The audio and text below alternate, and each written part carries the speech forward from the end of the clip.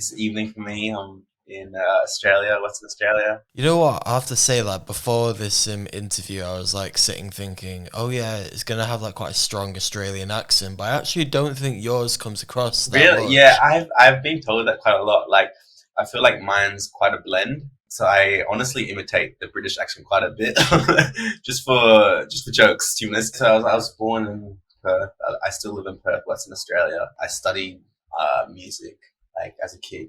I studied percussion, studied drums, classical music. I'm a bit of a music nerd, and yeah, just growing up, I was always like around like family music and playing the drums and playing in like different bands and this and that.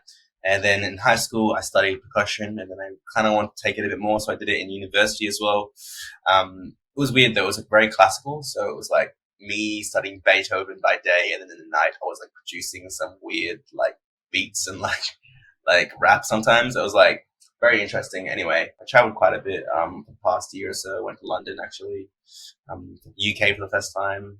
It was really good. So what was it then that made you decide to want to get into making music with you on vocals then? Yeah, I guess it was kind of, I didn't do a decision. It was actually kind of out of like that no one else wanted to do it for me. Like, I originally wanted to produce and have people sing on my beats and producing and everything like that.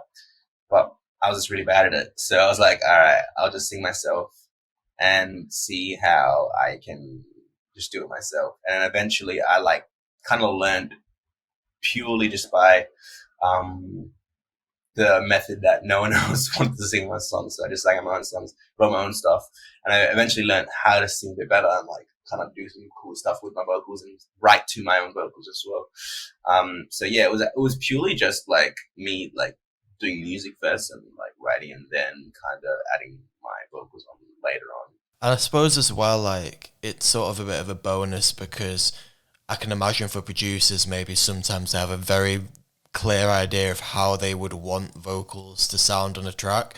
Whereas when it's you yourself that's providing them, obviously you know what you want and you can tailor that Yeah, exactly. and I guess what's like the thing, especially like coming from a production background, it's like, especially if I work with other producers, it's so easy for me to communicate. I'm like, okay, turn the compression down, do something here. Compared to sometimes artists who don't come from a production background, and it's like it's hard for to get the vision specifically across. So when you decided that you wanted to pursue music, either as a producer or as like an artist in your own right, who were the main influences that you had in mind, or was it just I want to create something completely different? I think I had a period where I was really like when I started making music when I had some really interesting influences. Like I started probably creating and producing around 6 years ago. And at that time, I was really listening to like San Holo and like Lewis the Child and all this like electronic music, almost even like Skrillex and stuff. So those are my big influences at that time. Like very electronic, future based, kind of flume, kind of almost. And yeah, kind of like delved into the whole like Tom-ish, London jazz scene, kind of soul pop, whatever it is.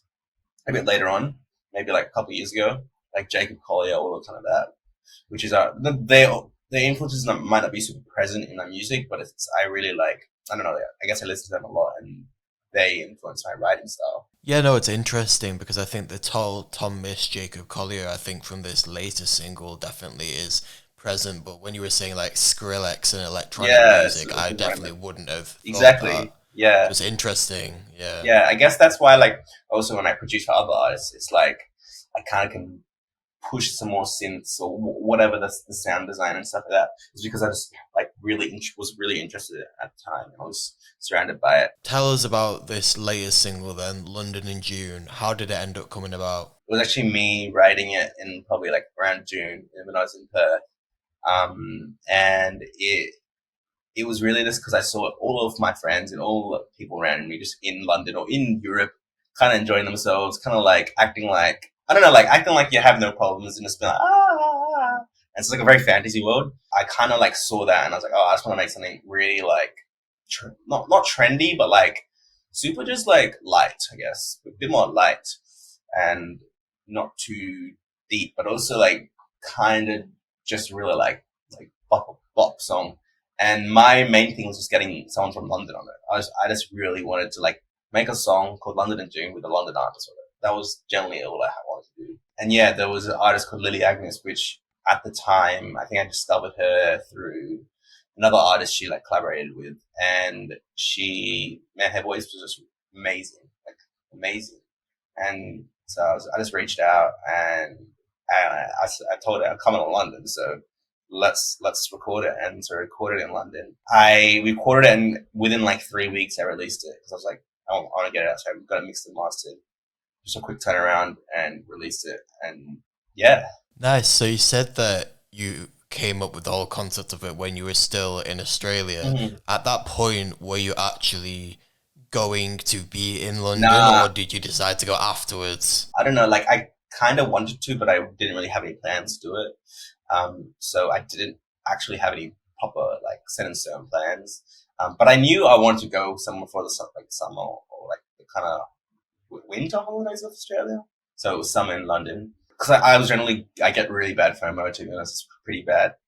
So if I see anybody else doing, I'm like, okay, I'm going. For sure, and I'm presuming that's how the music video ended up coming out as well, because it just looks like it's you having like a proper touristy It's day literally out. that's all I just wanted to do. I just wanted to like vlog and like make a music video out of that and just be the biggest absolute fool of a tourist. I was going places and be like the biggest tourist. I wanted to get on. I was like buying all the caps and everything, and like because I've never been to the UK. It was my first time, and like I feel it's so in Australia. It's so like it's honestly movie esque because like I feel like growing up. Like we used to do puzzles, and it used to have like the Big Ben on it, or we used to have the double decker buses on it. Like I'd see them growing up. I'd have toys, which are just London toys, and so seeing that in real life, I was like a little fanboy, basically. So this is basically a dream come true then. Pretty much. I just want to be like a loose menace running around London. And like you said as well, it must have been really cool to obviously have a London-based artist on the track with you as well. Yeah, really. After going there, really seeing how interesting the scene is. It's like it's very diverse. You have so many different genres really like popping out of there, and there's all like these different scenes which are pretty tight, but also like they're really like flowering and like it's really growing, which is cool. Out of curiosity, how does that compare to Perth, especially as a South Asian? I feel like, especially in the Australian scene, I'm kind of delving towards more the pop side right now, um, just because like I feel like it's not fully R&B. It's pop with R&B influences, of course, but more so pop. And I think pop is pretty respected, or like, or it's as any, especially upcoming pop as well in London. It's pretty common and respected. Um, but I don't know. I think Australia is really on the currently just supporting hip hop and R&B. Like I feel like hip hop is a big thing right now in Australia, and like that whole kind of drill scene or whatnot is having its moment. So I think it's kind of hard, like especially like a South Asian. Like I feel like most pop artists, I don't know many South Asian pop artists. They're more alternative. And what's it like as well? Like you said, obviously coming from Australia, where there's not necessarily not that much inspiration in terms of South Asian artists to look up to that are doing the same thing as you. Yeah, it's interesting because I feel like recently I've only like kind of tapped into the South Asian side. It's not like highlighted in Australia. That's the thing. Like it's only just recently like starting to burst, but it's really not highlighted at all, I feel. And you have lots of communities and different groups getting highlighted, but I think South Asian specifically is very looked over. Yeah, but I feel like now I'm only starting to be like, yeah, I'm just like South Asian and like kind of being part of it, because I feel like growing up was a bit tough, because growing up in like schools and communities where it's mainly just like white, and you don't see other people who are like similar to you. But I think like recently and now it's cool to see that like there's small little communities growing in Australia specifically around creative industries, like around creative and around supporting South Asians. But I think it's like still so new. Like there's barely anything. It's barely compared to what other communities have in Australia. I feel like most people who are South Asian, I guess, they don't really like tell people they're South Asian. You just kind of figure it out. Like no one openly says, "Yeah, I'm South Asian." You know, you're like hold up, you kind of look, oh, you look, your surname kind of like that's how it always comes across. I mean, I can maybe imagine that in Australia it's maybe like that because it's such a New, massive country, but yeah, and that but also that the population isn't that big compared to the landmass, whereas the UK is this kind of like very small island, but it's very like more dense. yeah. So I feel like it's not that like there is very much like those different communities existing. Yeah, So what is next for you then? Obviously you've released London in June. That came out is it October? October. Yeah, Nice. So I'm presuming that maybe that's it for you for 2023 or nah, it's not actually. really? It's not. So I surprisingly actually have a song coming out next week, um, with another artist from Melbourne. And it's a really, really cool indie pop kind of song. Been working on it for a while. Um, and yeah, like I just wanted to get this one out before the end of the year.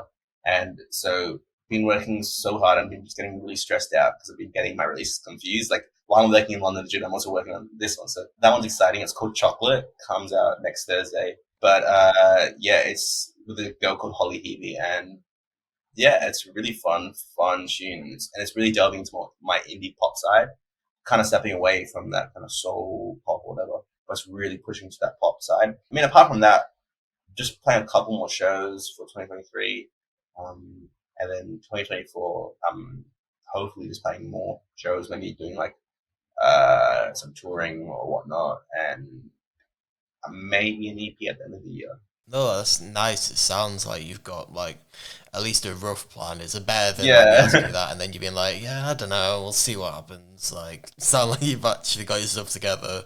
I don't know. I sound like it, but under the wraps, I don't know. To be honest. Yeah, well, you're very good at selling it. Yeah. Well, I'm looking forward to hearing Chocolate and also the rest of new music that comes out in 2024. And for people that want to keep up to date with you and your music, where's the best place for them to find you? You can find me on Spotify. It's just Jarrod Jeremiah, so Jarrod Jeremiah. Or you can just search with Instagram. Yeah.